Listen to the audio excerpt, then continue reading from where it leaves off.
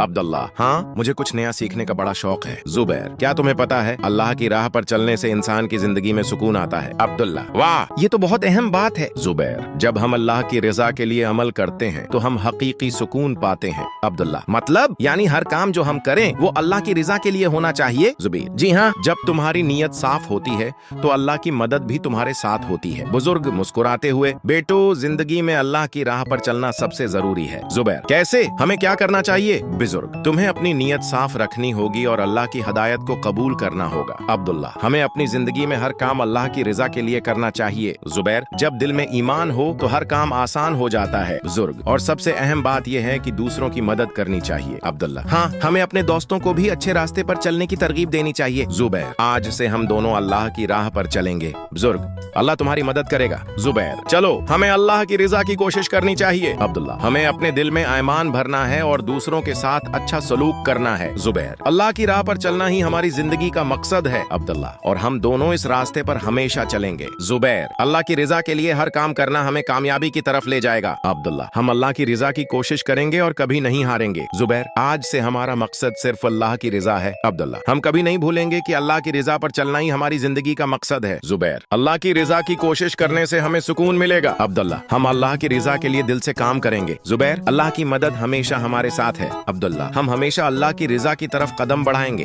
زبیر ہمیں اپنے دل میں ایمان بھر کر زندگی گزارنی چاہیے۔ عبداللہ ہم اللہ کی رضا کے راستے پر ہمیشہ چلیں گے۔ زبیر اللہ کی رضا کے راستے پر چلنا ہماری زندگی کا مقصد ہے۔ عبداللہ ہم اپنے مقصد کے حصول کے لیے کبھی بھی ہمت نہیں ہاریں گے۔ زبیر اللہ کی رضا کی کوشش کرنا ہی ہمیں حقیقی سکون دیتا ہے۔ زبیر اور عبداللہ ایک ساتھ اللہ کی رضا کے لیے چلنا ہمارا مقصد ہے۔